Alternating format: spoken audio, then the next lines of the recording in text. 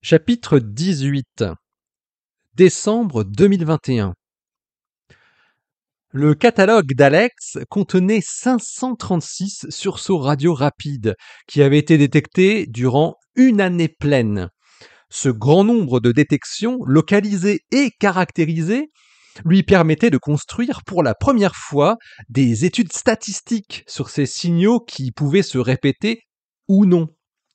L'article qui détaillait ce travail de compilation était paru le 7 décembre dans The Astrophysical Journal Supplement Series et il était accompagné de deux autres articles dans The Astrophysical Journal qui étaient dédiés aux premières études statistiques qui portaient sur la distribution et sur la morphologie des signaux détectés. Un indice important pour comprendre, ou au moins essayer de comprendre, l'origine des FRB, c'était que justement, certains se répétaient, et on en connaissait même deux qui le faisaient avec une activité périodique fenêtrée. La répétition excluait donc les modèles cataclysmiques, de type explosion d'astres, au moins pour les sources de FRB répétitifs. Mais on ne savait pas si tous les FRB étaient en fait des sources répétitives, avec pourquoi pas des temps d'attente très différents entre les répétitions. De plus, les deux FRB répétitifs qui avaient été localisés et dont les galaxies hautes avaient des propriétés qui avaient été mesurées quelques années auparavant, se trouvaient dans des galaxies de type tardif, à forte formation stellaire, alors que les localisations de FRB non répétitifs apparents indiquaient que ces sources pouvaient parfois résider dans des galaxies avec une formation stellaire modeste ou faible. La détection d'un FRB provenant clairement d'un magnétar était plutôt cohérent avec le fait de trouver des FRB dans des régions à forte formation stellaire, surtout des étoiles massives qui explosent rapidement, produisant des magnétars.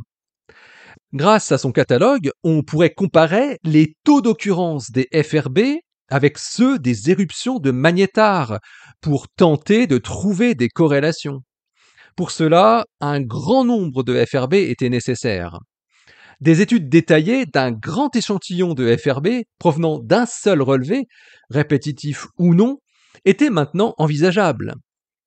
Un tel relevé, combiné avec des relevés de galaxies, pouvait aussi permettre de rechercher des corrélations, par exemple des variations avec le redshift, c'est-à-dire la distance cosmique, ou bien d'étudier les effets de la propagation des ondes radio des FRB dans leur environnement. L'analyse des distributions de la mesure de dispersion, notamment en comparant les FRB répétitifs et les non répétitifs, pouvait révéler des localisations et des environnements différents, tout comme la recherche de différences dans les temps de diffusion ou les largeurs de bande. Parmi tous les 536 sursauts, 474 étaient des sursauts uniques et 62 provenaient de 18 sources répétitives précédemment connues. Alex avait trouvé un élément intrigant et potentiellement éclairant sur la nature des FRB. Les sursauts répétitifs différaient des non répétitifs apparents par leur largeur temporelle intrinsèque et leur largeur de bande spectrale. Pour Alex et ses co-auteurs de la collaboration, cela pouvait suggérer que les FRB uniques et répétitifs pourraient en fait former une population distincte, ou peut-être que le taux de répétition était fortement corrélé avec la morphologie des signaux. C'était en tout cas le plus grand échantillon de FRB jamais réalisé, augmentant l'échantillon précédent par un facteur 4. Pour chaque sursaut, les chercheurs de Scheim FRB fournissaient les propriétés détaillées de l'impulsion, ainsi que sa localisation. Les deux premières études statistiques, qui étaient publiées simultanément, concernaient tout d'abord les statistiques de la morphologie spatio-temporelle des sursauts, sources répétitives et non répétitives, et la seconde se penchait sur la distribution des FRB dans le ciel par rapport au plan galactique. Et deux autres articles étaient déjà en préparation. Une analyse de corrélation croisée des sources de catalogues avec les catalogues de galaxies et Une étude détaillée de la distribution, de la mesure de dispersion et de la diffusion. C'est à cette même époque que la collaboration Scheim-FRB avait mis en place un système d'alerte en temps réel pour donner l'information à la communauté dès qu'un FRB était détecté, afin qu'un suivi rapide en multiples longueurs d'onde puisse être effectué dans un effort continu pour parvenir à déterminer l'origine de ces sources énigmatiques. Dans le groupe, seuls Alex, Laure, Jeffrey et Randy travaillaient dans le groupe Scheim FRB. Lenny travaillait sur les blazars avec un autre radiotélescope. Sophia travaillait avec Scheim mais sur la mesure de l'hydrogène dans les galaxies. Et Massimo Ruggieri à Toronto et Shiva Asthana à McGill faisaient partie du groupe Scheim Pulsar, qui cherchait à détecter les infimes variations de pulsation de nombreux pulsars qui seraient le signe du passage d'ondes gravitationnelles. Les membres de Montréal avaient prévu de se voir dans leur bar de prédilection du quartier latin. Est-ce qu'on planifie d'aller au golf une 4e fois demanda Lenny. Moi, je dirais que ça va dépendre de la date à laquelle ils la remettent en route, répondit Laure, à cause de la maintenance de Scheim. C'est toujours prévu le 29 juillet, c'est ça dit Sophia. Ouais, on arrête les acquisitions de données le 29 juillet et c'est toujours prévu pour durer 3 mois. Ok, c'est dans 2 semaines, répondit Alex. Pour l'instant, ils n'ont toujours rien fait, et c'est tant mieux. Ça fait maintenant 5 jours. Ce qu'on pourrait dire, c'est que s'ils remettent la borne dans plus d'une semaine, disons au plus tard le 20, ça ne servirait plus à grand-chose d'intervenir cette année. Ouais, gagner une semaine de données propres, ça vaut pas le coup de prendre le risque. Je suis d'accord, répondit Shiva. Par contre, s'ils la remettent demain, ça peut encore valoir le coup. D'ailleurs, c'est bizarre qu'ils la remettent pas plus vite, non rétorqua Laure. C'était pareil la dernière fois, ils ont mis plus de temps à la remplacer que la première fois. Et pourtant, ils n'ont pas changé d'opérateur. C'était exactement la même borne, apparemment. Ils ont peut-être compris que c'était intentionnel et peut-être qu'ils sont en train de préparer des trucs pour nous tendre un piège, lança Sophia. Alors, raison de plus pour ne pas y retourner tout de suite, répondit Laure. Bon, on attend jusqu'au 20 pour voir ce qu'ils font, ou bien on arrête les frais pour cette année demanda Shiva. C'est vrai que là, on n'aurait plus grand-chose à gagner. Scheim s'arrête pour 3 mois, donc jusqu'à la fin octobre. Et en octobre, le golf est fermé pour tout l'hiver, jusqu'au mois de mai prochain. Faut demander aux autres ce qu'ils en pensent. Moi, je serais d'avis d'attendre jusqu'au 20, répondit Lenny. Pierre Marchandeau, en découvrant les images, dit simplement on va les choper. On voyait très nettement 2 individus, visiblement camouflés pour être le moins visible possible, qui s'affairaient au pied de l'arbre, puis l'un des deux grimpait dedans. Ça ne durait que quelques minutes en tout. Les images infrarouges montraient nettement une forte source de chaleur au niveau de celui qui était monté dans l'arbre à la position de la borne. Sans doute un chalumeau portable. Puis ils disparaissaient du champ de vue aussi vite qu'ils y étaient apparus. C'était dans la nuit du 8 au 9 juillet à 5h21 très précisément. Marchandeau commença tout de suite par récupérer la liste de tous les téléphones qui avaient borné sur la borne détruite cette nuit-là avant l'heure fatidique. Cela avait été facile, surtout que CNC avait été conciliant quand Marchandeau leur avait précisé le but de sa demande. Il y en avait plusieurs, et la comparaison avec le listing des clients de l'hôtel du Golfe n'avait pris que quelques secondes. Il ne restait plus qu'un seul numéro, et c'était forcément celui des intrus qui avaient probablement dû vérifier le résultat de leur forfait. CNC lui permit de découvrir qu'il s'agissait d'un terminal sans abonnement, et évidemment dans pareilles circonstances, qui avait été acheté à Vancouver par un certain Stephen Dawking qui habitait près de Toronto. Il ne fallait pas prendre Marchandeau pour un perdreau de l'année. Il se doutait bien que c'était une usurpation d'identité, mais par acquis de conscience, il vérifia tout de même dans l'annuaire s'il existait un Dawking à Mississauga. Il fut surpris de constater qu'il y existait une certaine Helen Docking. Il allait peut-être falloir faire un tour du côté de Toronto. L'ancien militaire demanda ensuite à CNC les infos des téléphones qui avaient borné dans les nuits du 24 au 25 mai et du 14 au 15 juin, les 2 premières fois que la borne avait été endommagée. Il s'agissait évidemment, là encore, de téléphones prépayés et avec un nom différent. Un certain Fred Coyle, le 15 juin, et un certain Joe Bell lors de la première fois. Ils habitaient tous aux environs de Toronto, alors que le téléphone avait été acheté à chaque fois à Vancouver. Les types n'étaient pas très futés. Il paraissait évident qu'ils vivaient non loin de Vancouver, et absolument pas à Toronto, a priori. Or, le soi-disant Joe Bell devait habiter à Toronto même, et Fred Coyle à Markham. Il y avait de très nombreux Bell à Toronto, mais pas de Joe. Et en revanche, il n'existait pas du tout de Coyle à Markham. Plutôt que d'aller fouiner vers Toronto, il serait sans doute plus utile de chercher autour de Vancouver. La solution qui était maintenant envisageable en parallèle, ça serait de faire remplacer la borne 5G une nouvelle fois et de mettre en place ce qu'il fallait pour attraper les types en flagrant délit quand ils reviendraient. S'ils étaient venus 3 fois, on pouvait penser qu'ils avaient une forte motivation, un sujet qu'il faudrait aussi travailler, et que donc ils reviendraient encore.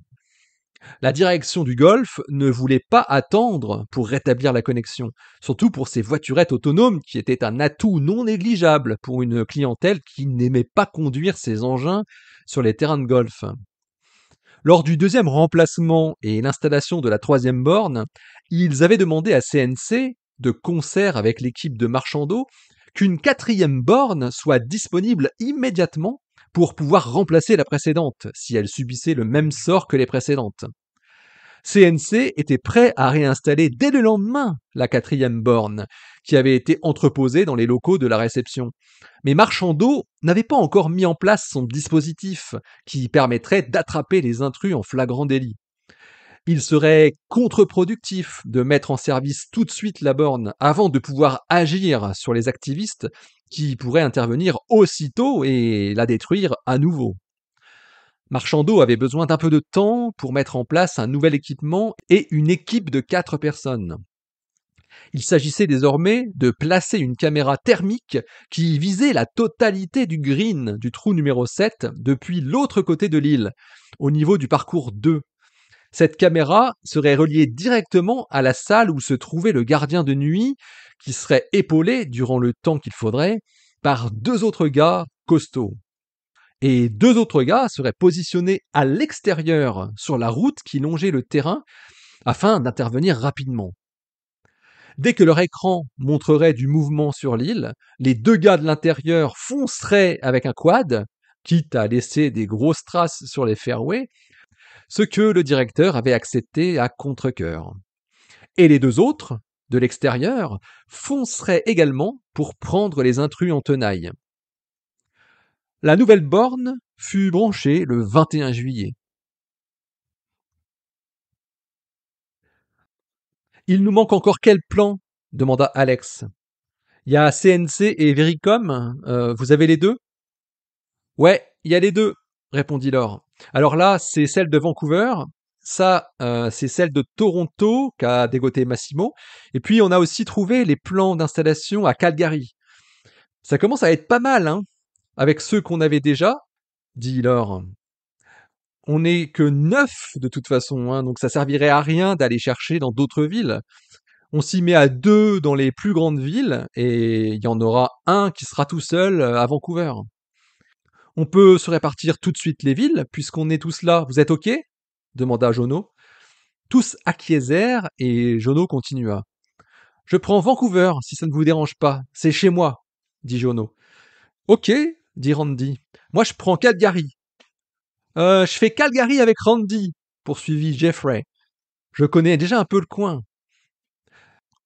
On a déjà tout l'Ouest, c'est cool, dit Lenny. Bon, j'imagine que tu veux t'occuper de Toronto, Massimo? Comment t'as deviné, mec? À fond! Je vais t'en dégommer un maximum, tu vas voir. C'est le plus gros morceau, hein. Bon, je viens avec toi à Toronto, répondit Lenny.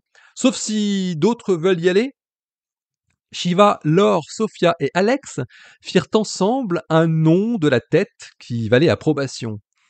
Vous préférez Montréal ou Québec, les filles demanda Alex.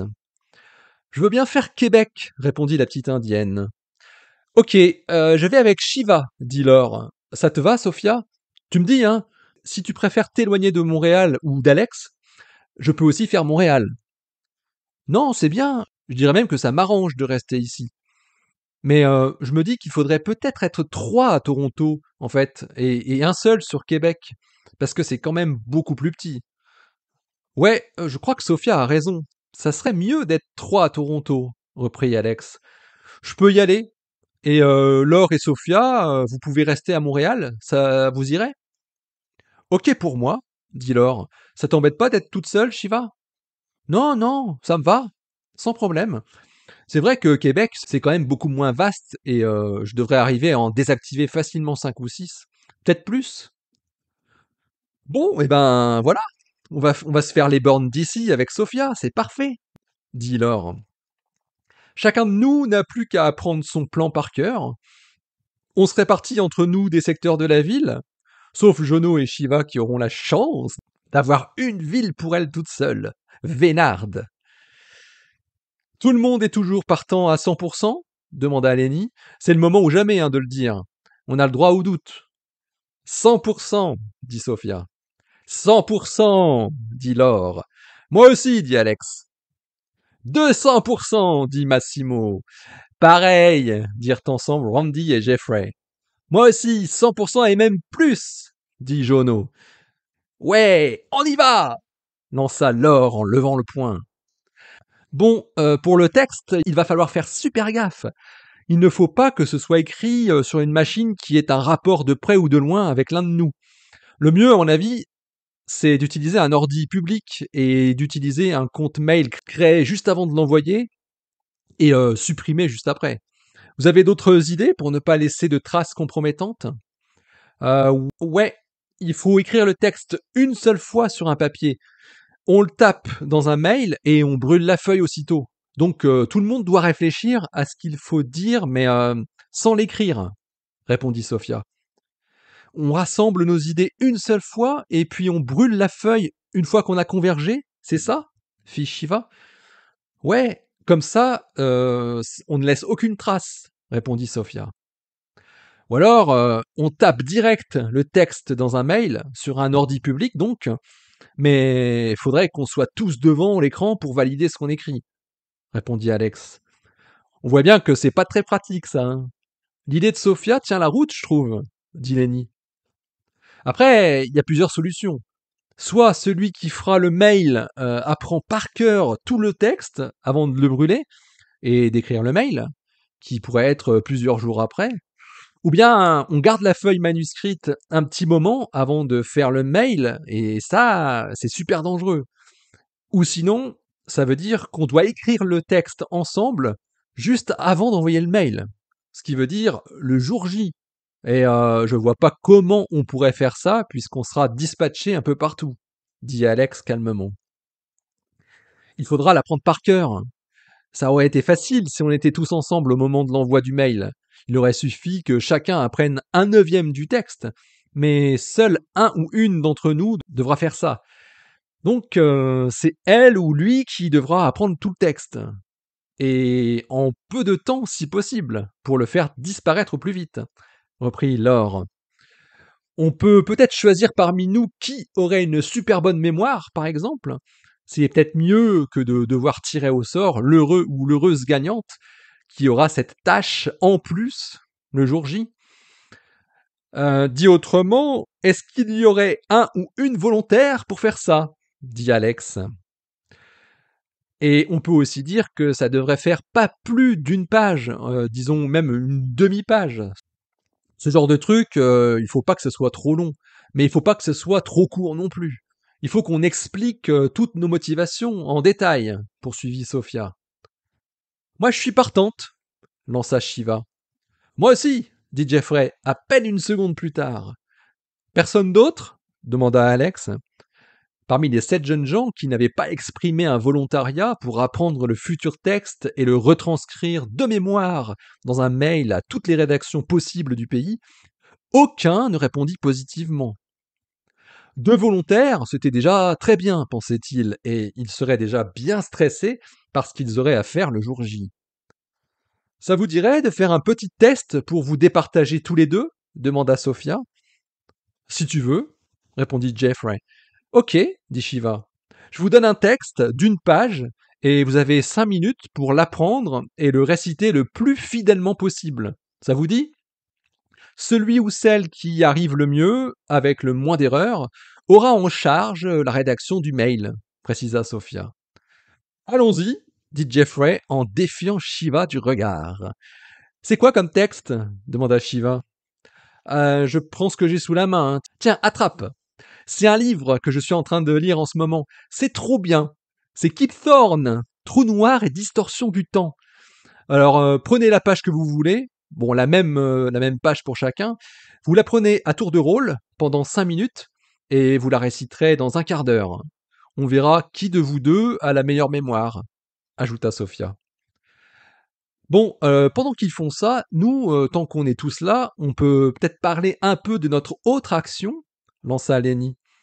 Ah oui, répondit Massimo avec une forte voix pleine de bière tiède, complètement couverte par la musique du bar.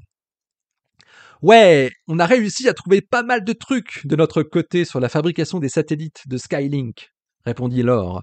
Et nous aussi, on a plein d'infos croustillantes sur les antennes, répondit Massimo en souriant sous sa barbe de 6 jours. Bon, on commence par les satellites, dit Laure. Alors, avec Lenny, Randy et nos 2 éléphants qui apprennent leur texte, là, on a trouvé plein de trucs. D'abord, il n'y a qu'un seul site de fabrication pour les satellites de Skylink, et il se trouve au même endroit qu'un site important de Black Rocket, au Texas. C'était logique, hein, vu que c'est la même boîte et que les satellites sont lancés uniquement par Black Rocket. Bezef, il est du genre à rationaliser les coûts, tu vois.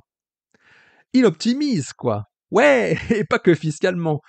Donc, cette usine de fabrication, qui est plutôt une usine d'assemblage de composants qui viennent d'un peu partout, est dans la banlieue d'Austin, continua Laure. Ce qui sort de là, c'est des satellites prêts à être mis dans la coiffe d'un lanceur. Ça veut dire qu'ils font tout là-dedans.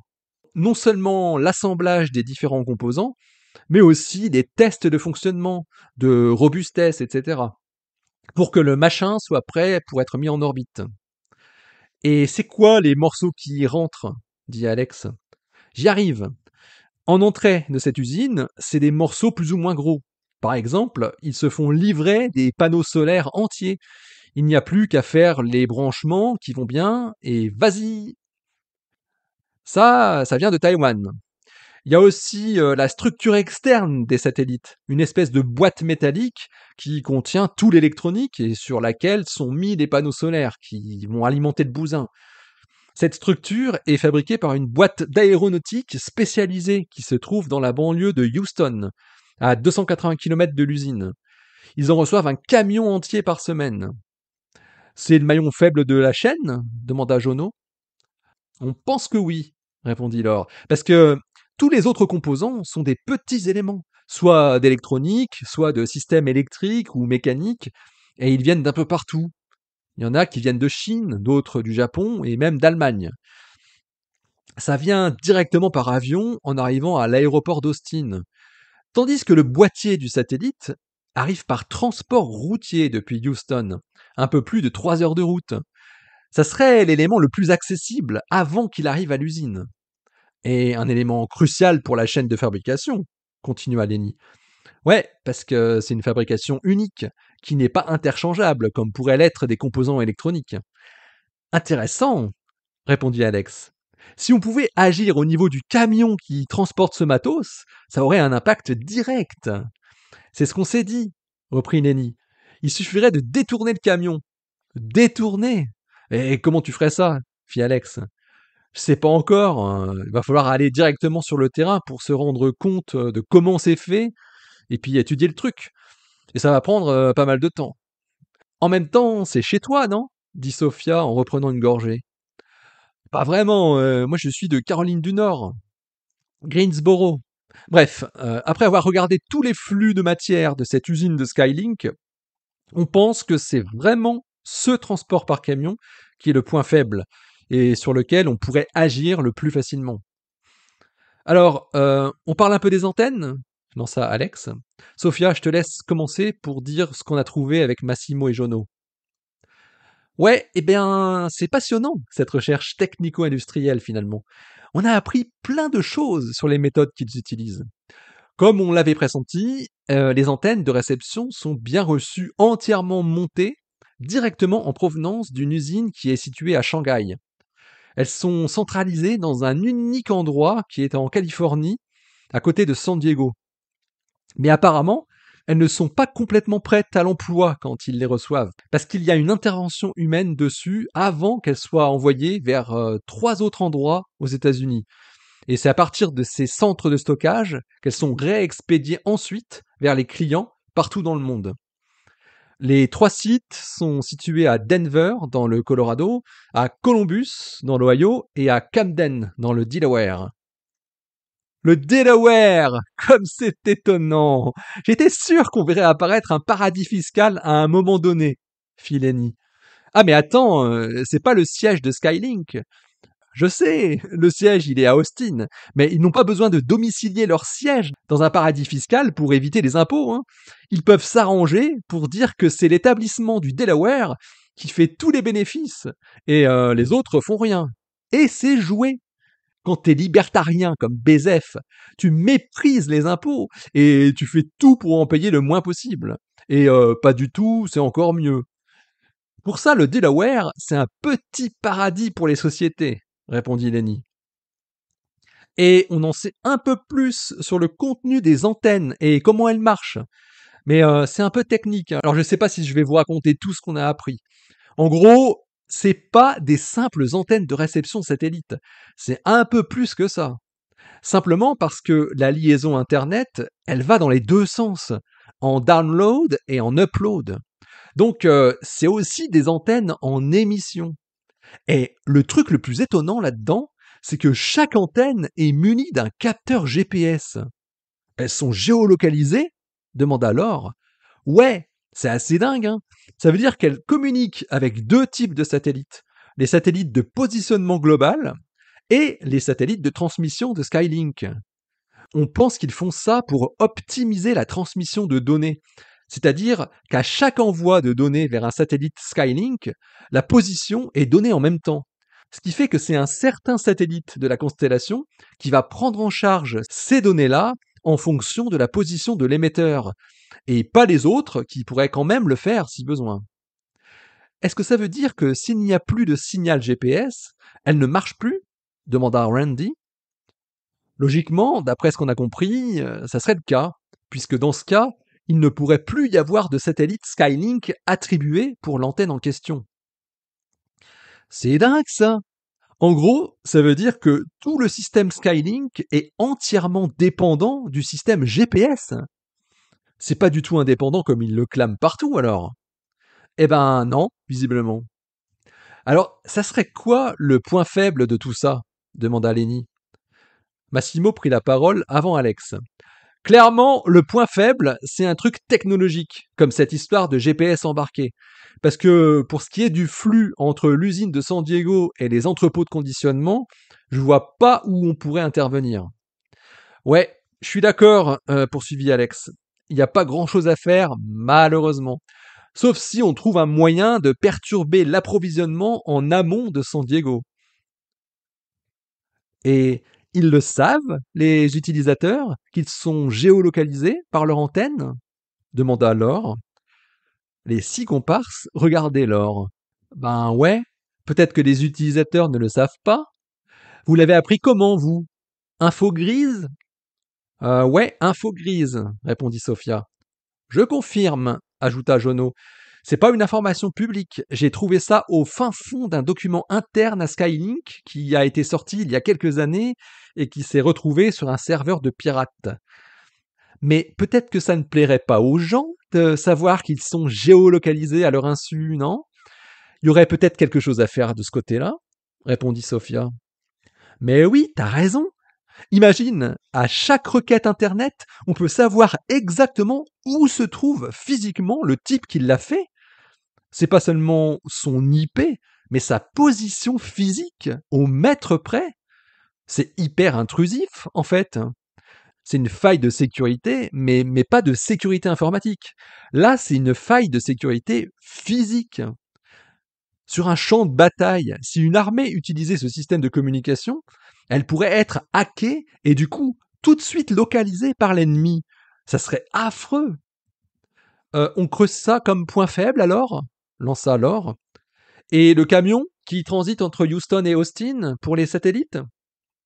Tout le monde émit une réponse positive avant de se tourner vers Shiva et Jeffrey qui s'étaient isolés dans le coin où plongeait la grande table. Ils avaient terminé d'apprendre leur page de texte et s'apprêtaient à s'affronter dans un duel d'éloquence.